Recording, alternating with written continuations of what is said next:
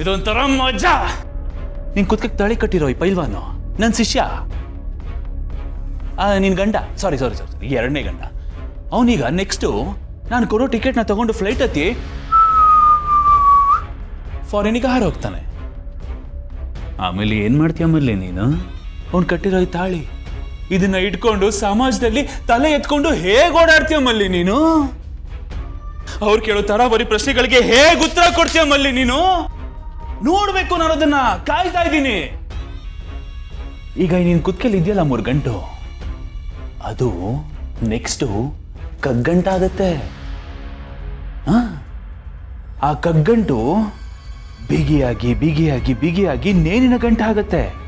ನಿನಗೋಸ್ಕರ ಈ ತರದೊಂದು ಪರಿಸ್ಥಿತಿನ ಬಯಸೋದಿಕ್ಕೆ ಯಾರ ಕೈಲಿ ಮಾತ್ರ ಸಾಧ್ಯ ಗೊತ್ತಾ? ಈ ಜೇಡಿ ಕೈಲಿ ಮಾತ್ರ ಸಾಧ್ಯ.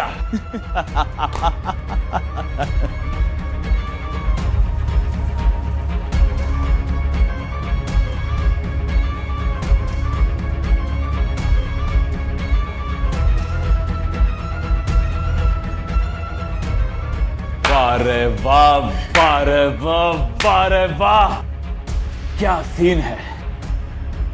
ಈ ಸೀನನ್ನ ನೋಡೋದಿಕ್ಕೆ ಅಂತ 5 ವರ್ಷದಿಂದ ಹೇಗೆ ಕಾಯ್ಕೊಂಡು ಕೂತಿದ್ದೆ ಗೊತ್ತಾನೆ ನಾನು.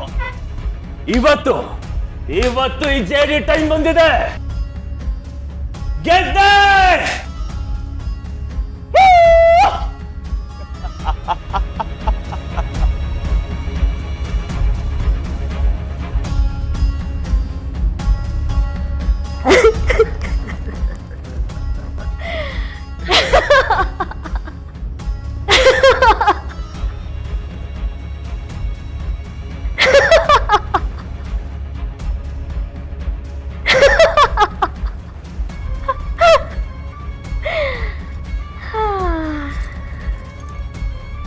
ನೀನ್ ಗೆದ್ದೆ,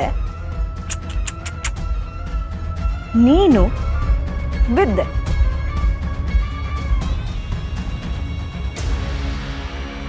ನಾನು ಗೆದ್ದೆ.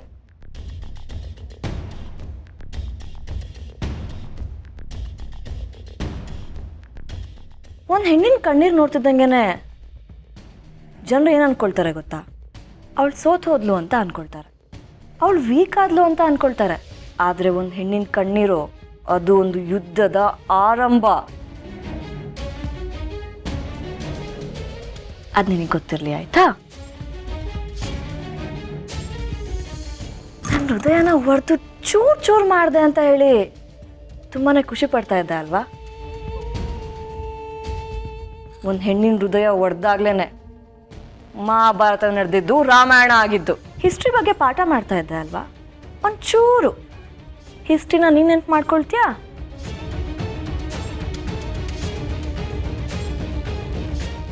ನನ್ನ ಫೂಲ್ ಮಾಡಿದೆ ಅಂತ ದೊಡ್ಡದಾಗಿ ಬೀಗ್ತಾ ಇದ್ದೆ, ಹೆಮ್ಮೆ ಪಡ್ತಾ ಇದ್ದೆ. ಆದರೆ ಅದು ಹಾಗಲ್ಲ. ಯಾರು ಹೆಣ್ಣನ್ನು ಕಡಿಮೆ ಅಂತ ಹೇಳಿ ಅಂದಾಜು ಮಾಡ್ತಾರೋ ಅವರು ನಿಜವಾದ ಫೂಲ್. ನನ್ನ ಜೀವನ ಹಾಳು ಮಾಡಿದೆ ನೋಡು ಅಂತ ಹೇಳಿ ನಿನಗೆ ನೀನೇ ಬೆನ್ನು ತಟ್ಕೋಬೇಡ. ಆದರೆ ಪಾಪ, ನಿನ್ನ ಬೆನ್ನಿಂದ ನಡೆದಿದ್ದು ನನಗೆ ಗೊತ್ತೇ ಆಗಲಿಲ್ಲ.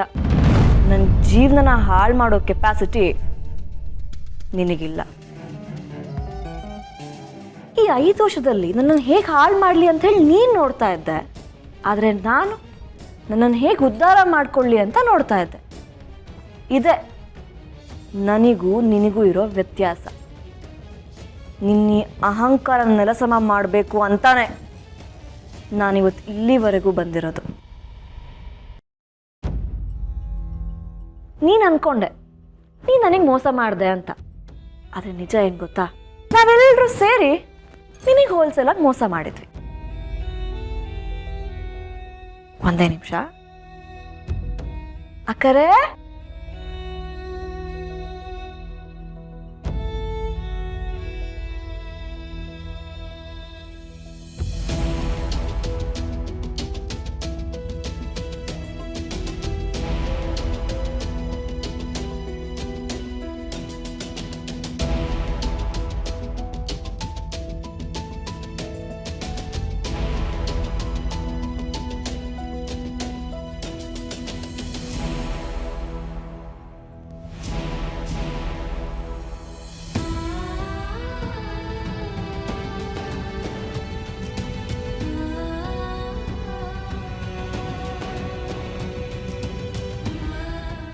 ನನ್ನ ಕಣ್ಣೀರು ಹಾಕಿದೆ ಅಂತ ತಾವು ತುಂಬಾ ಖುಷಿ ಪಟ್ರಿ ಅಲ್ವಾ?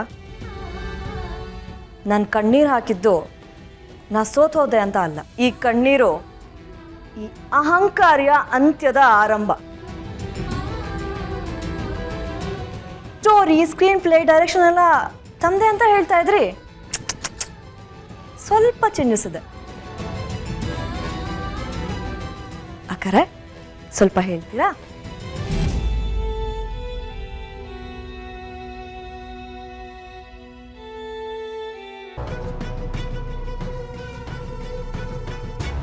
ಗೌತಮರಿ ಏನು ಹೇಳ್ತಿದ್ರ? ನಿನ್ನೆ ರಾತ್ರಿ ನಾನು ಸುನೀಲ್ ಹತ್ರ ಮಾತಾಡಿದೆ ಭೂಮಿಕಾ. ನೋಡು, ನಾಳೆ ಬೆಳಗ್ಗೆ ಹಸೆ ಮನೆ ಮೇಲೆ ಕೂತ್ಕೊಂಡು ಮಲ್ಲಿ ಕುತ್ತಿಗೆಗೆ ಮುಚ್ಕೊಂಡು ತಾಳಿ ಕಟ್ಟಬೇಕು. ಇನ್ನೂ ಅವಳಿಗೆ ಏನಾದರೂ ಮೋಸ ಮಾಡಬೇಕು ಅನ್ನೋ ಯೋಚನೆ ನಿನ್ನ ತಲೆಯಲ್ಲಿದ್ದರೆ ಸರಿ ಇರಲ್ಲ.